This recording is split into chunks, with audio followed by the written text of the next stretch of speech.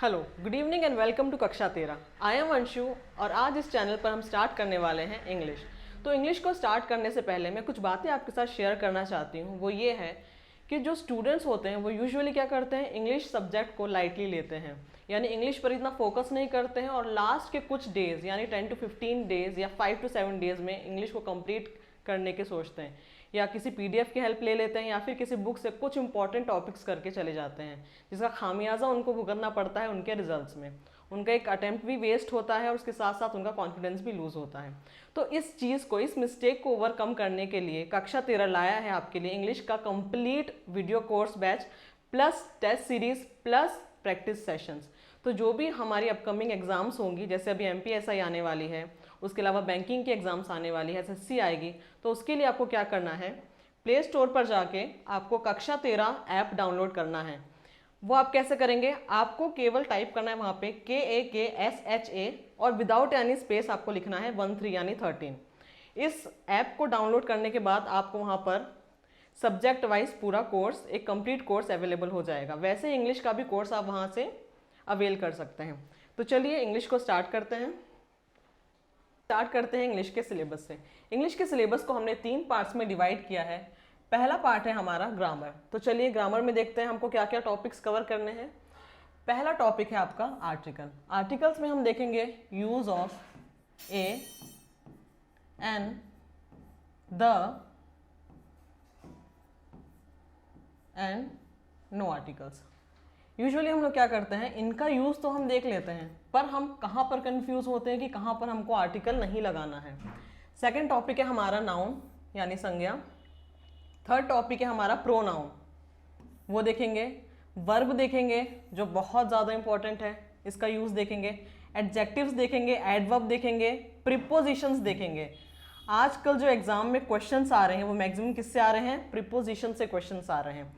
Conjunction देखेंगे, ये भी इंपॉर्टेंट है। सब्जेक्ट वर्ब एग्रीमेंट जो है ये मोस्ट इंपॉर्टेंट टॉपिक है, यानी ये आपको हेल्प करेगा आपके एरर डिटेक्शन वाले पार्ट में।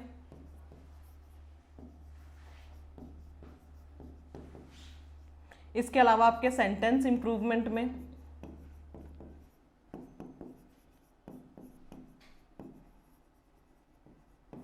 और अदर टॉपिक्स में भी।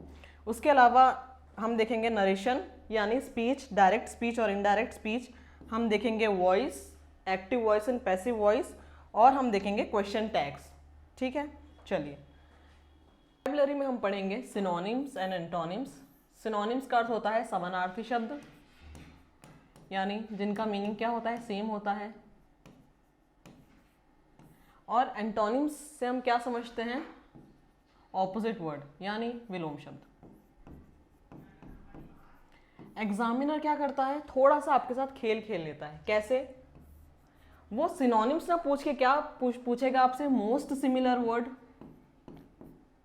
डायरेक्ट सिनोनिम वर्ड ना यूज करके वो यूज कर सकता है मोस्ट सिमिलर या सिमिलर वर्ड, या फिर वो पूछ सकता है not opposite. Not opposite that means similar. ठीक है, और इसी तरह से वो एंटोनिम्स में आपको कैसे खेल सकता है, एंटोनिम्स के साथ वो पूछेगा मोस्ट ऑपोजिट,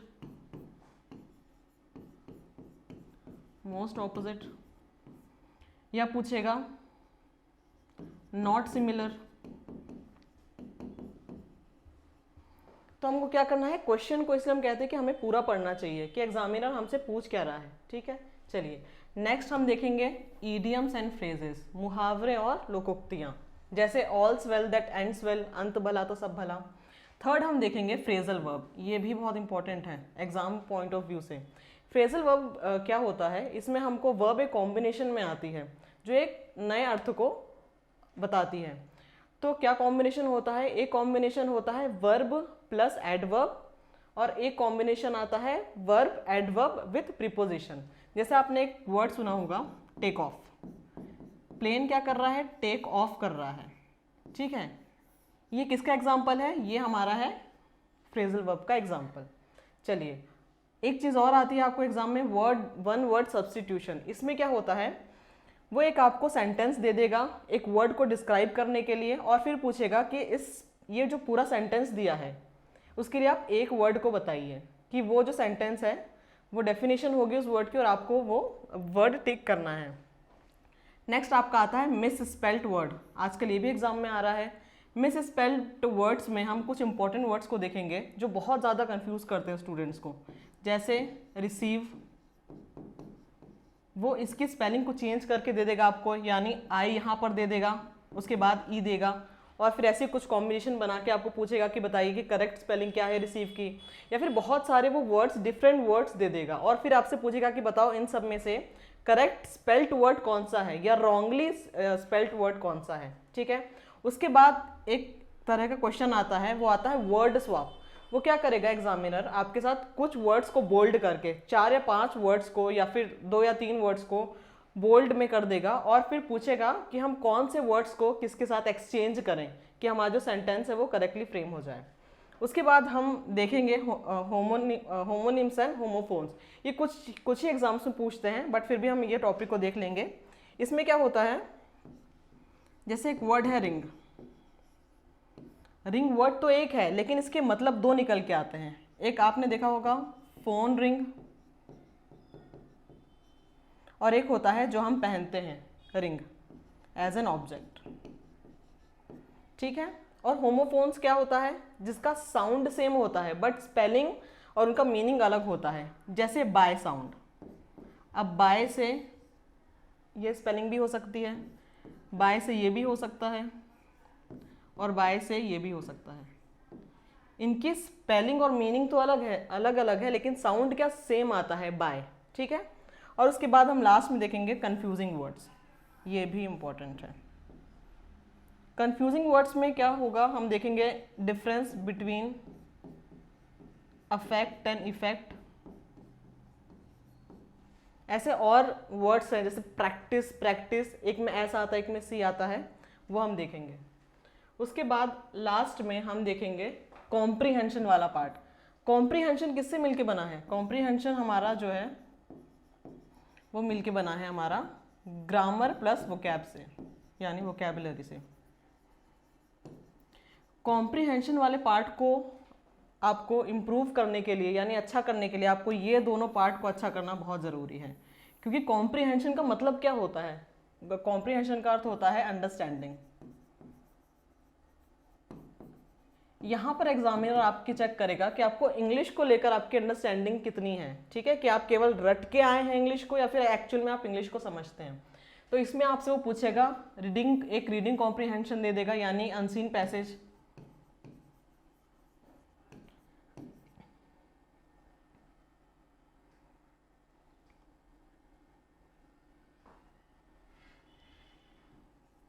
अनसीन पैसेज दे देगा और उस पैसेज से रिलेटेड आपसे वो क्वेश्चंस पूछेगा। कुछ क्वेश्चंस आपके सिनोनिम एंटोनिम से भी हो सकते हैं। उसके बाद आजकल जो एग्जाम में आ रहा है वो आ रहा है क्लोज टेस्ट। क्लोज टेस्ट क्या है, इसमें एक पैराग्राफ दिया जाता है आपको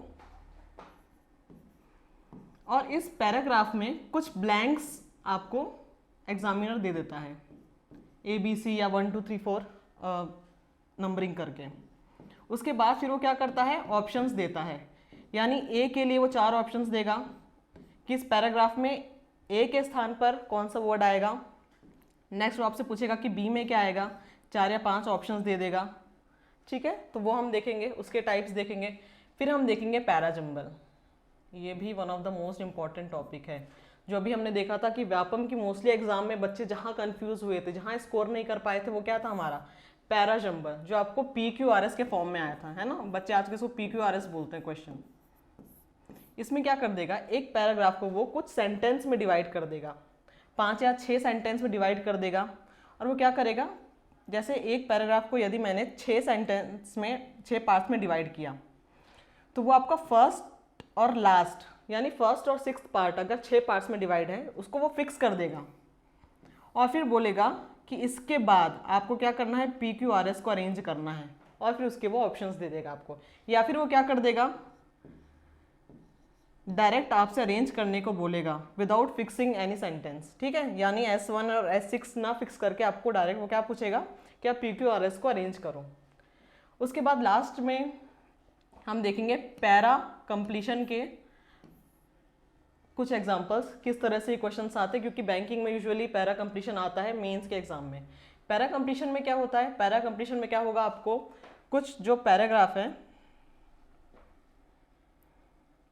कुछ पैराग्राफ को क्या कर देगा, वो एक पैराग्राफ है, जैसे मान लीजिए ए पैराग्राफ, यहाँ उसने एक पूरा पैरा लिखा, उसके बाद उसने उसको बीच में ब्लैंक छोड़ दिया, ठीक है, और आपसे बोला कि आप बताइए इस ब्लैंक पर क्या आना चाहिए, यानी पैराग्राफ कंप्लीट होने के लिए यहाँ पर कौन सा सेंटेंस आना चाहिए। वो सेंटेंस, वो ब्लैंक यहाँ भी हो सकता है या फिर वो ब्लैंक हो सकता है आपका लास्ट में, वो कहीं भी ब्लैंक आपको दे सकता है, ठीक है। और किस तरह के क्वेश्चंस आते हैं एग्जाम में, हाँ वो भी हम देख लेते हैं। टाइप्स ऑफ क्वेश्चंस,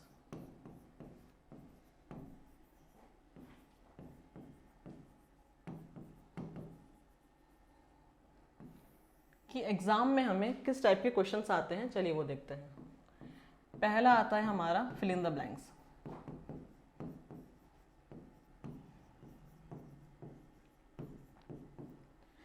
ये fill in the blanks single भी हो सकते हैं और डबल भी हो सकते हैं, depending upon the level of the exam, ठीक है।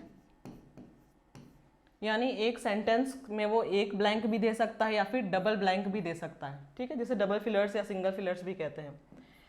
सेकंड हमारा क्या पूछ सकता है, जैसे मैंने बताया सेंटेंस इंप्रूवमेंट, व्यापम के एग्जाम में आया था इस बार काफी,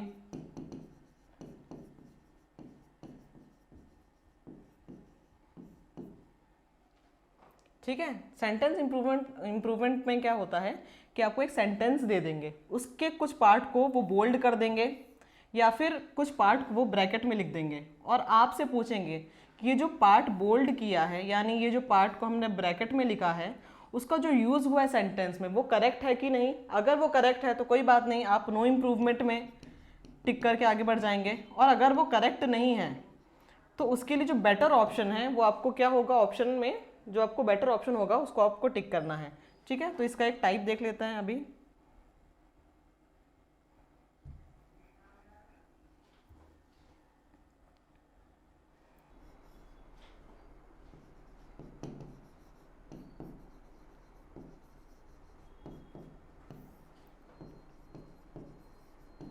I will taught English from tomorrow,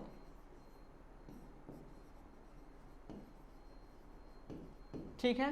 इस पार्ट को वो क्या कर देगा, बोल्ड कर देगा या फिर ब्रैकेट में कर देगा, और आपसे ऑप्शंस में पूछेगा इसकी जगह पर क्या आना चाहिए, या फिर ये ऑप्शन आपका, या फिर ये जो बोल्ड पार्ट है या ब्रैकेटेड पार्ट है वो करेक्ट है या नहीं। विल टीच सेकंड ऑप्शन देगा, टीचिंग थर्ड देगा,